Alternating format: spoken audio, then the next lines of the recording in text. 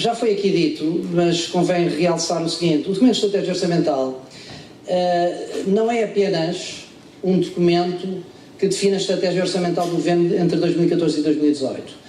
É um documento que, na nossa opinião, deveria ter uma estratégia orçamental, obviamente, que é isso que, digamos, as instituições comunitárias exigem, mas devia estar claramente fundamentado numa perspectiva em relação ao crescimento económico, em relação ao emprego, em relação à reforma do Estado e em relação à diminuição das desigualdades sociais também. E, portanto, nós gostaríamos de ver, e não vimos claramente, esta articulação no documento de estratégia orçamental. Agora, há aqui uma coisa que já foi referida pelo Sr. Secretário de Estado e que é bom recordar, que é o que é que o Tratado Orçamental obriga os países. E o Tratado Orçamental obriga basicamente duas coisas. Uma é que a meta para o saldo estrutural seja de menos 0,5% do PIB, e a outra é que quando um país tem dívida excessiva, que é o caso de Portugal, que tem uma dívida de 128% do PIB, ele deve reduzi-lo todos os anos 1/20 do excesso da dívida em relação ao objetivo dos 60%. E, portanto, a questão... Luís, podes passar. Nós fazemos, digamos, depois de fazer uma análise do DEL, no nosso estudo, fazemos críticas na generalidade e na especialidade, digamos assim. Na generalidade, e para ser muito breve, porque de facto não queria exceder o tempo e há aqui uns problemas técnicos, não temos essa tal articulação clara entre estratégia orçamental, crescimento e emprego. Aquilo que é estabelecido para o déficit orçamental, nomeadamente para 2015, nós fizemos umas contas e chegámos à conclusão que é inconsistente, e vou falar nisto mais adiante, com os objetivos de política para o emprego público e para o funcionalismo público já em 2015. Já agora, este documento é o quadro do Orçamento de Estado de 2015 e, portanto, digamos, esta é a primeira discussão já do Orçamento de Estado de 2015, se assim o quiserem. E vale a pena discuti-la em pormenor, e é isso que nós fazemos no documento. Mas, sobretudo, a crítica na generalidade ao documento de estratégia orçamental é que o objetivo, digamos, para 2018, vai para além do Tratado Orçamental. Como acabei de referir, o objetivo é para um déficit estrutural de menos 0,5 e o DEL aponta para um objetivo do déficit de menos 0,2. Vocês dirão, 3 décimas, o que é que isto? Bom, 3 décimas são cerca de 600 milhões de euros e faz toda a diferença, como nós simulamos no nosso estudo. Portanto, a conclusão, e para passarmos a seguir, é que a trajetória de consolidação orçamental proposta pelo Governo vai para além do que são as nossas atuais obrigações europeias, impondo mais austeridade do que necessário. Ora bem, vamos agora à especialidade. Nós fazemos uma análise do emprego público, não posso apresentá-la aqui, mas o emprego público reduziu-se, só para terem uma noção, nas administrações públicas em 2 anos apenas, reduziu-se em 8%, se considerarmos todas as administrações públicas. Ora bem, não há articulação nenhuma do DEL, ou seja, o DEL não diz que objetivo é que tem para o emprego público.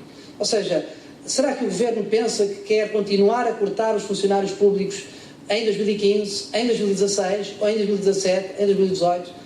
Devia haver uma estratégia para isso, porque nós basicamente, a massa salarial depende de 3 variáveis apenas. 3. Depende do emprego público, depende da tabela salarial na função pública e depende dos suplementos remuneratórios na função pública. E, portanto, o Governo devia esclarecer o que é que pretende fazer com estas 3 variáveis. É completamente omisso. O que nós temos é a variação das despesas com pessoal. Mas isso pode querer dizer muitas coisas. O documento de estratégia orçamental devia clarificar isto e não clarifica. E nós fizemos umas contas. E as contas que nós fizemos indicam que no Orçamento de Estado de 2015, a cumprir este DEL, deve haver um corte de 644 milhões de euros em pessoal. Ora bem, nós achamos que isto é impossível de compatibilizar com um objetivo que está expresso no DEL, de que vai ser reposto 20% dos cortes nos salários da função pública e vão ser permitidas as promoções, portanto, vai-se descongelar as promoções e portanto, no fundo, a grelha, digamos, de emprego público, que está congelada neste momento, vai ser descongelada. Isso não é compaginável com os nossos cálculos, com aquilo que está no DEL. Não é compaginável. Portanto, aquilo que eu lembro que a Ministra das Finanças, quando teve a ocasião de apresentar a conferência de imprensa, disse, na medida em que as condições orçamentais o permitirem. Ora bem, o que nós estamos a dizer aqui é que as condições orçamentais não permitem aquilo que o DEL estabelece como objetivo para as despesas com o pessoal para 2015. Redução das desigualdades. Bom, isto é mais ou menos omisso no DEL, mas a gente faz a análise do que está para trás.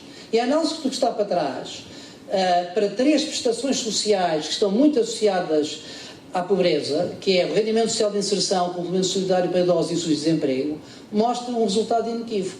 E esse resultado é que a queda dos beneficiários, em grande parte, neste período de ajustamento, deve-se a condições de elegibilidade mais restritas para o acesso ao rendimento social de inserção, para o acesso ao complemento solidário de idosos, para o acesso ao subsídio de desemprego. O que é que o Governo pensa fazer no futuro em relação a estas 3 prestações? Nós não sabemos, porque basicamente nós temos lá um envelope financeiro chamado prestações sociais, que engloba tudo, desde as pensões até estas pequenas prestações sociais. Nós fomos ao pormenor de analisar onde é que o Governo pretende, digamos, poupar dinheiro. O Governo pretende poupar dinheiro em cerca de 300 milhões em 2 rúbricas, só vos apresento aqui uma, em informática e em estudos parceiros e não sei o quê. E nós fomos à classificação económica da despesa pública e vimos o que é que aconteceu em 2011, 2012 e 2013 nestas variáveis. Somamos, portanto este quadro é nosso, digamos assim, é calculado por nós, são cálculos próprios do IPP. E nós somamos e chegámos à conclusão que, em termos de administração central, portanto, Estado e Fundo de Serviços Autónomos, gasta-se, ou gastava-se, ainda não há dados, digamos assim, de execução muito fiáveis para 2013, em 2012 gastava-se 372 milhões de euros em informação, software e comunicações. Ora bem, comunicações, bom, não vou entrar aqui em detalhes nisto, mas isto está analisado no documento, mas eu quero uma mensagem apenas. O Governo propõe poupar 138 milhões já em 2015. 138 milhões é 37% de tudo o que se gasta em informação, software e todas as comunicações. E atenção que não devem estar aqui todas as comunicações, só devem estar aqui as comunicações de dados, mas essa finura de dados nós não a temos no documento da estratégia orçamental. Ora bem, então nós apresentamos 2 estratégias alternativas para mostrar que de facto há vida para além deste DEL e para além do Orçamento de Estado que vai ser apresentado em 2015. Obviamente que nós não aceitamos todas as restrições políticas externas, mas aceitamos as fundamentais. A fundamental, do nosso ponto de vista, a restrição política fundamental, é que Portugal deixe de ter um déficit excessivo em 2015. Mas para isso, nós achamos que é necessário negociar politicamente um déficit de 2,9%, que cumpre esse critério, cumpre perfeitamente esse critério. Portanto, a trajetória do nosso cenário base de consolidação orçamental está na coluna da direita que vocês veem aí. Na coluna da esquerda está aquilo que é apresentado no DEL. Portanto, o Governo apresenta 4, 2,5, 1,5, 0,7, 0,0. Não percebemos porquê 0,0. Nós apresentamos, porque é ir à lei da Troika, lá está, o déficit estrutural, que é a coluna do meio do Governo também, é 2,1, 1,3, 0,8, 0,5, 0,2. Não era preciso 0,2, bastava 0,5. Aquilo que nós propomos, primeiro cenário nosso, aceitando o tratado orçamental, aceitando que 2015 é o ano em que deixamos de estar em procedimento de déficit excessivo. Já agora, não é só Portugal, há cerca de 14 ou 15 países que estão com déficit excessivo neste momento. E, portanto, alguns têm que o corrigir em 2015 e há 2, se não me engano, a Grécia e a Irlanda, que podem corrigir em 2016. Nós mantemos o objetivo de corrigir em 2015. Tem que ser negociado politicamente? Obviamente que tem. Mas, mais uma vez, o DEL não é um documento técnico e o Governo não é um técnico. O Governo é político e queremos que ele faça político junto às instituições europeias. Portanto, basicamente, Luís, só dizer mais 1 ou 2 coisas sobre o nosso cenário alternativo. Portanto, nós temos objetivos menos ambiciosos para o déficit nominal. Mas isto é logo um resultado impressionante do ponto de vista, e nós fazemos esses cálculos e apresentamos, do ponto de vista, por exemplo, dos gastos em pessoal. Como eu acabei de dizer, de acordo com o DEL, os gastos em pessoal são cortados e cortados e cortados. Isto para nós é impossível. porque as rescisões por as aposentações, mais as rescisões voluntárias da função pública, não chegam para cortar 600 e tal milhões em pessoal. E, portanto, aquilo que o DEL tem implícito é que vai continuar a haver cortes no funcionalismo público. E nós achamos que se a economia vai crescer, e essas são as previsões para os próximos 3 ou 4 anos, os funcionários públicos devem recuperar um bocadinho do seu poder de compra. Ou seja, é possível um crescimento nominal da massa salarial abaixo do crescimento nominal do PIB e que reponha gradualmente, de facto, os salários. Portanto, a nossa estratégia permite isso, a estratégia do Governo não permite isso. Luís.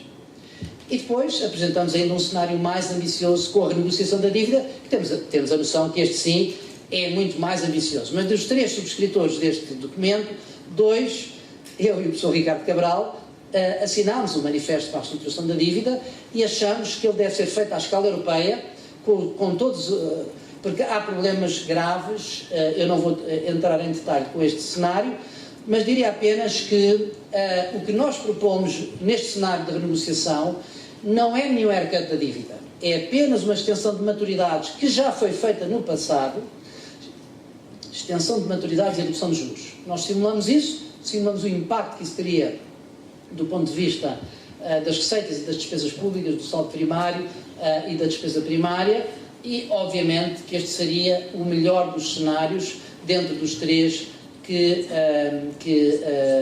apresentamos. Já agora, Luís, apresento o próximo cenário. A dinâmica da dívida, nós fizemos a dinâmica da dívida até 2048, não é muito diferente, obviamente que não é tão boa como a do cenário do Governo, mas o cenário do Governo para nós é impraticável, quer dizer, é uma ficção. E, portanto, trabalhar com ele, podemos trabalhar com ele, mas é uma ficção. E, portanto, o nosso cenário é mais realista, teria um impacto completamente diferente e, em termos de dinâmica e de sustentabilidade da dívida, seria também sustentável. Luís. Eu penso que tenho que ir rapidamente. Há fatores-chave para a sustentabilidade da dívida que nós, economistas, sabemos quais são. A taxa de juros e a taxa de crescimento nominal da economia. Do nosso ponto de vista, a análise de sensibilidade feita no documento de estratégia orçamental é insuficiente. Só variações da taxa de juros de curto prazo em 1 ponto percentual, que é o que o DEL faz. O DEL faz uma análise de sensibilidade, isto é, para não economistas, o que é que aconteceria se a taxa de juros fosse pior em 1 ponto percentual? E analisa o impacto disto. Esta análise de sensibilidade em relação à taxa de curto prazo não chega. O que o DEL deveria fazer é uma análise de sensibilidade e responder à seguinte questão: se as condições de financiamento nos mercados de médio e longo prazo, que neste momento estão bastante boas, forem afetadas por um choque exógeno qualquer e subirem para mais de 1 ponto percentual, o que é que acontece à dinâmica da dívida? É isto que nós gostávamos de ver no DEL e não está lá.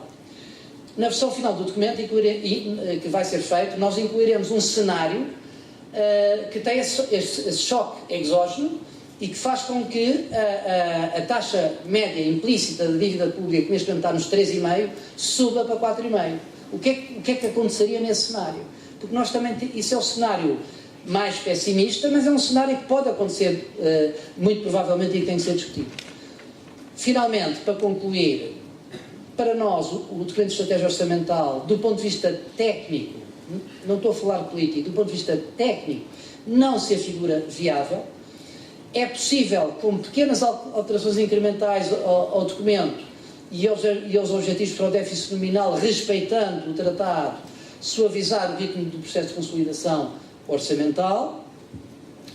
Temos consciência, e penso que todos nesta sala deverão ter a consciência, e fora dela, que Portugal continua, apesar do dia da libertação, que eu ponho entre aspas, com um enorme desafio no seu processo de consolidação orçamental, nos próximos anos, e quanto mais cedo enfrentarmos a realidade e não a ficção, melhor.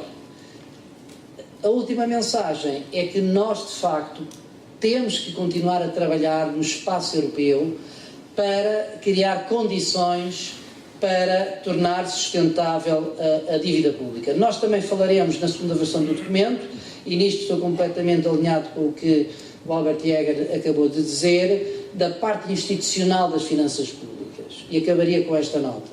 Nós hoje temos, que vai constar na versão final, nós hoje temos várias instituições que analisam o documento de estratégia orçamental do Orçamento de Estado, já foram aqui mencionadas. Temos o Conselho de Finanças Públicas, temos a UTAU no Parlamento, mas, ao mesmo tempo, temos o Ministério das Finanças que está a ficar completamente descapitalizado em recursos humanos. Tivemos uma Direção-Geral do Orçamento que fez greve, isto é inédito na história portuguesa, fez greve porque não tem recursos. Portanto, nós estamos a reforçar as instituições que fiscalizam o orçamento, mas estamos a descapitalizar as instituições que fazem o orçamento. Isso vai estar na segunda versão também do nosso documento. Muito obrigado pela vossa atenção.